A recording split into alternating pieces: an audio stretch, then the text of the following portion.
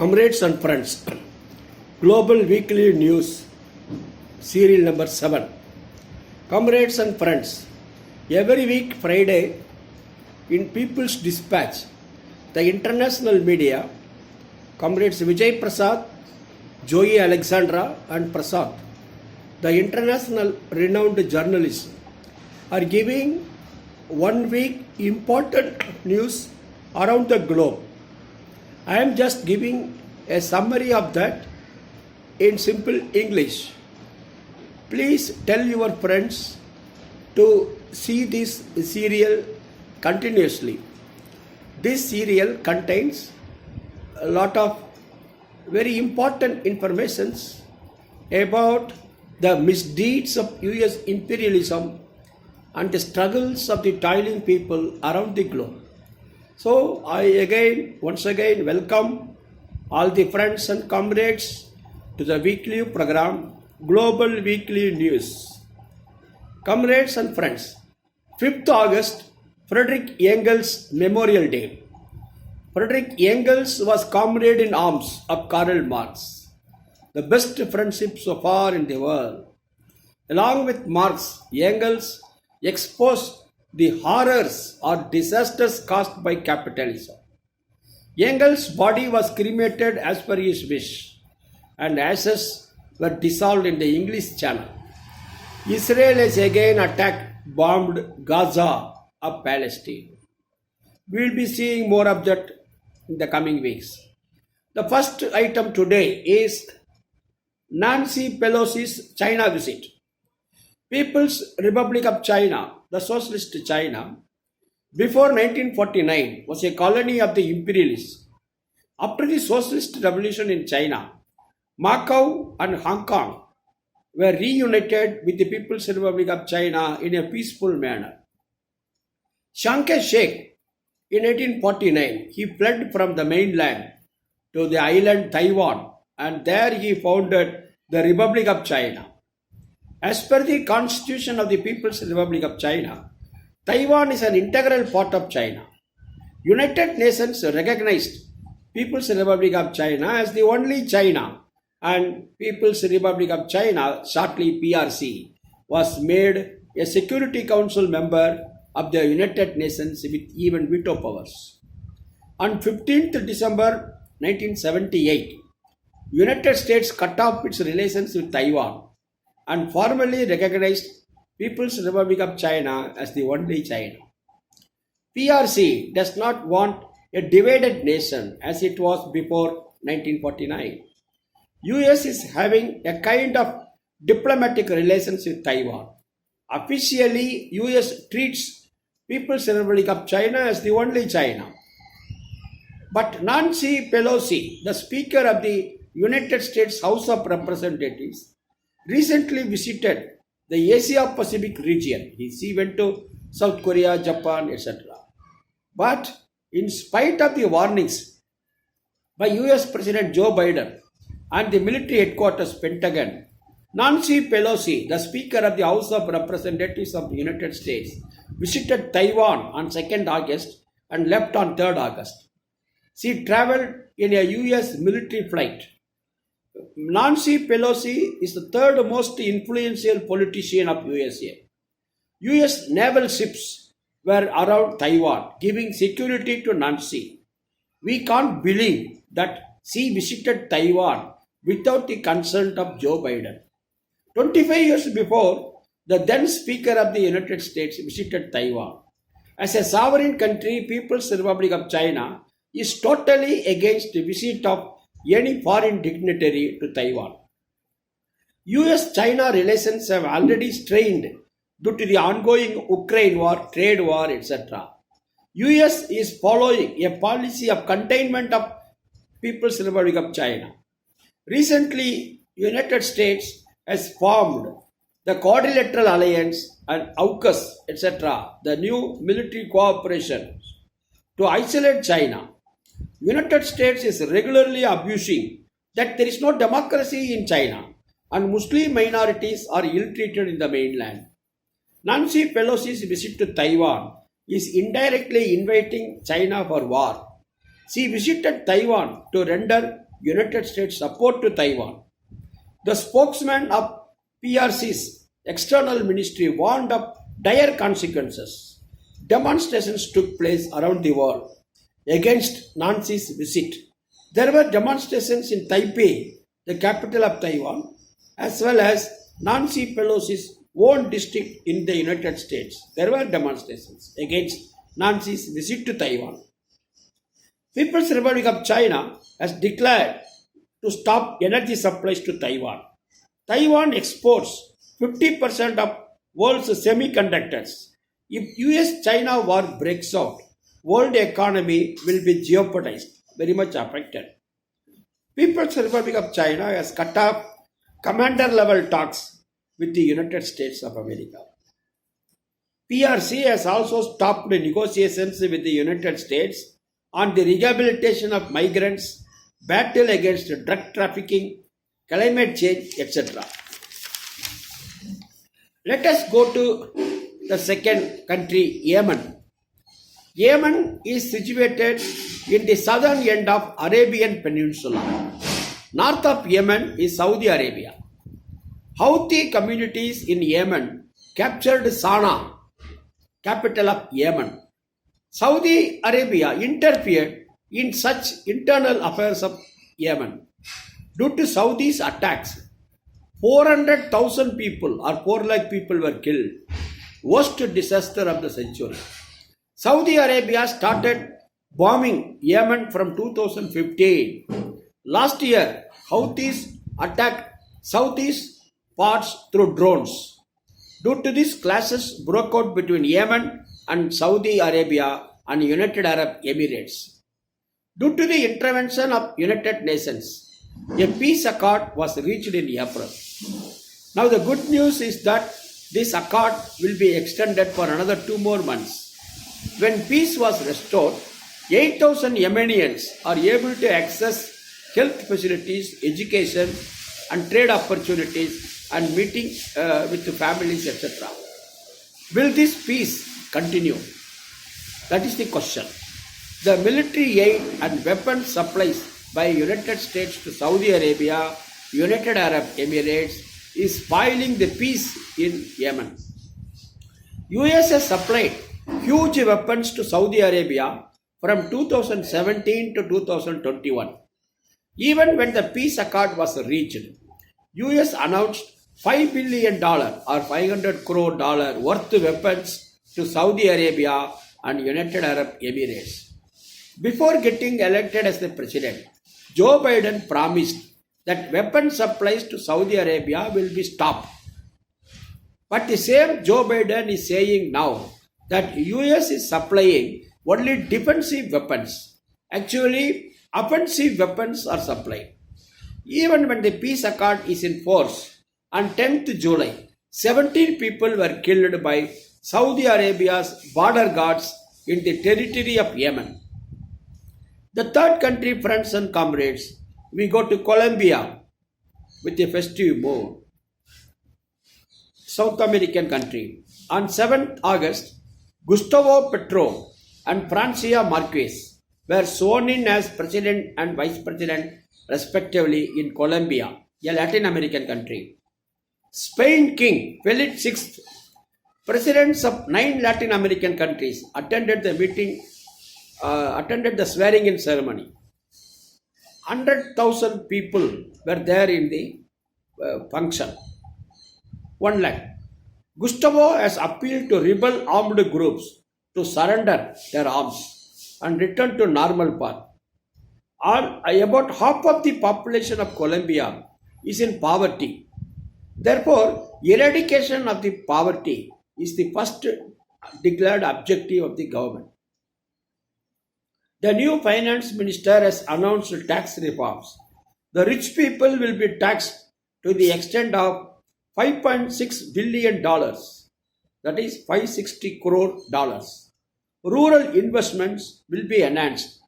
Gustavo appealed to the peasants to stop cultivating cocoa leaves.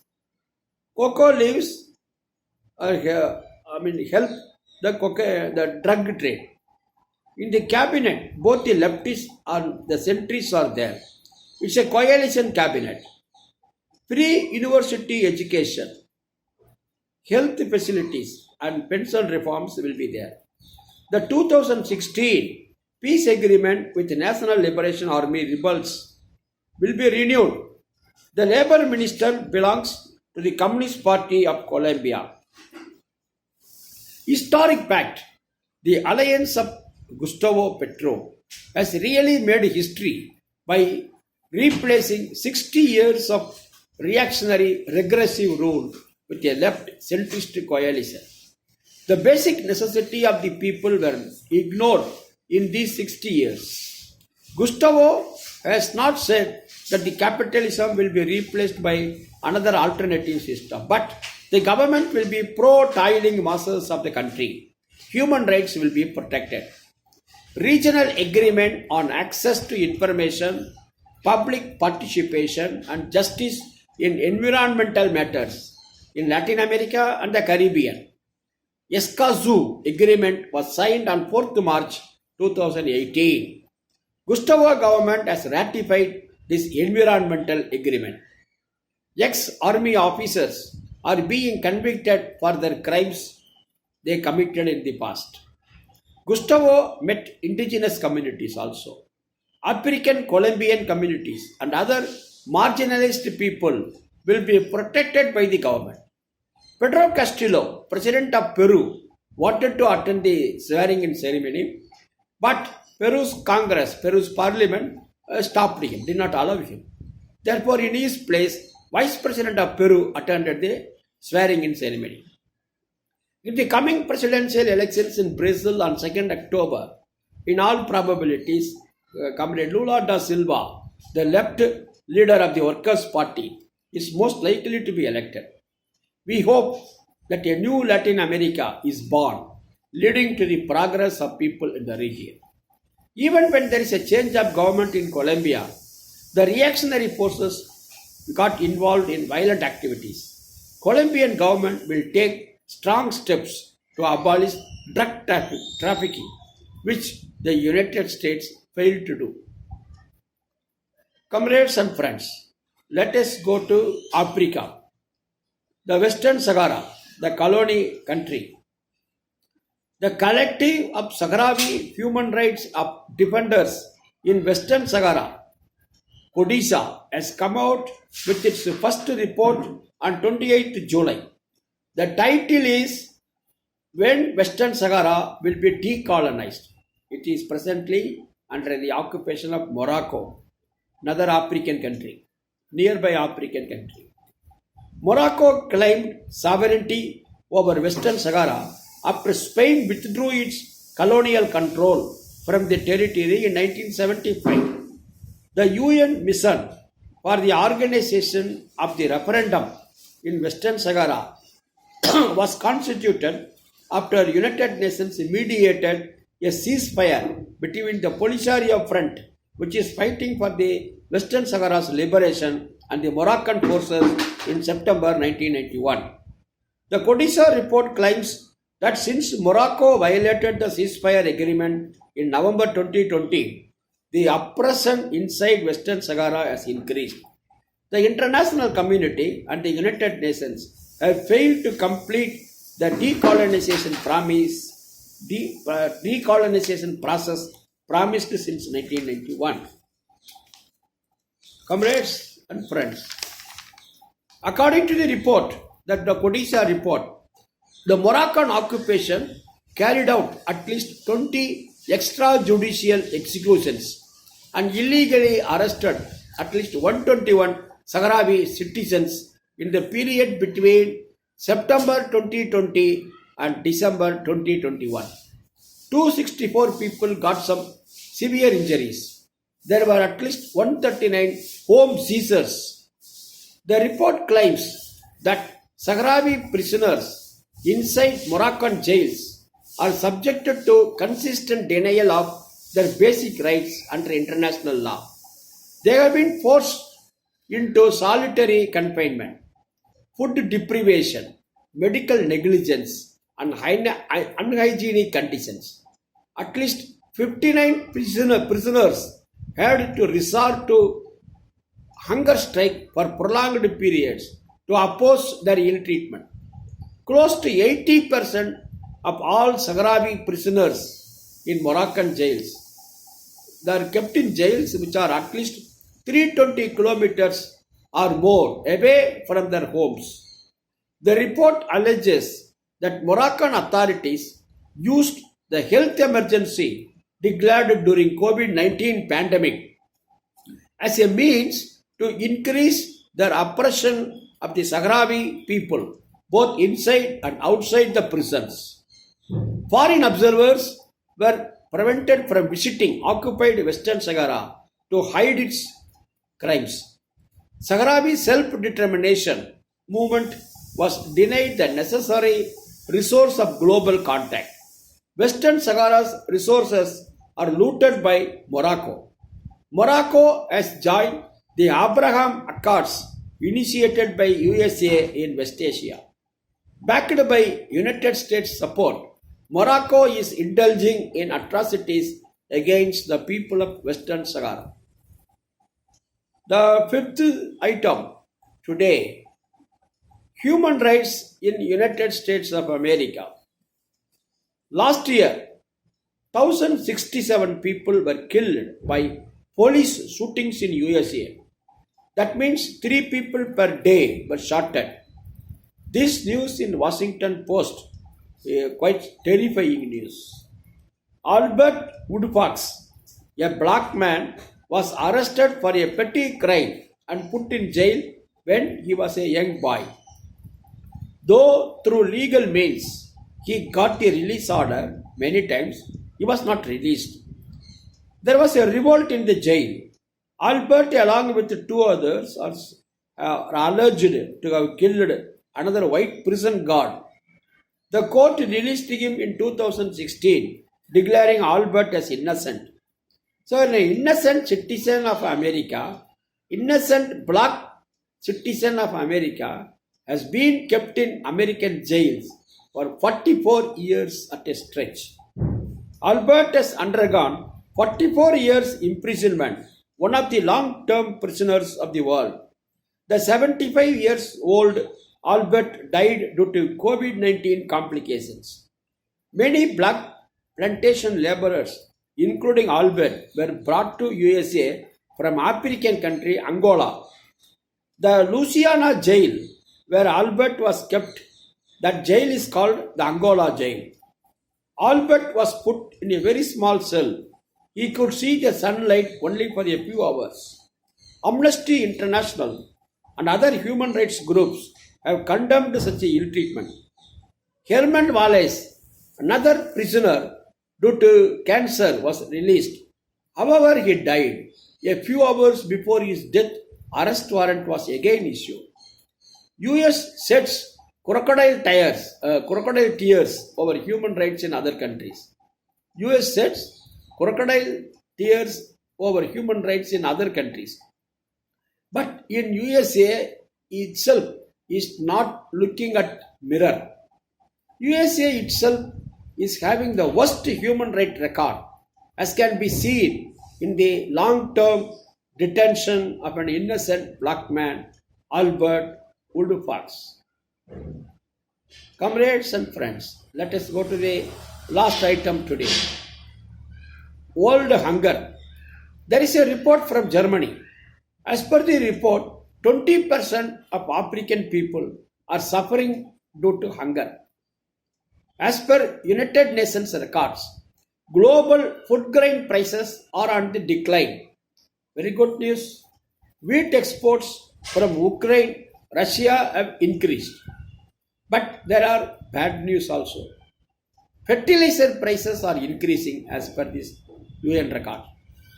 If the fertilizer prices start increasing, the small farmers are not able to make their lands fertile due to the rise in prices of fertilizer. So there will be drops in food grain production. Food grain production will decline, and hence again prices of food items will rise. So this is the danger the world is facing today. Comrades and friends, once again, I remind that you request all your friends to go through Global Weekly News serials. Thank you, comrades. Lal Salam.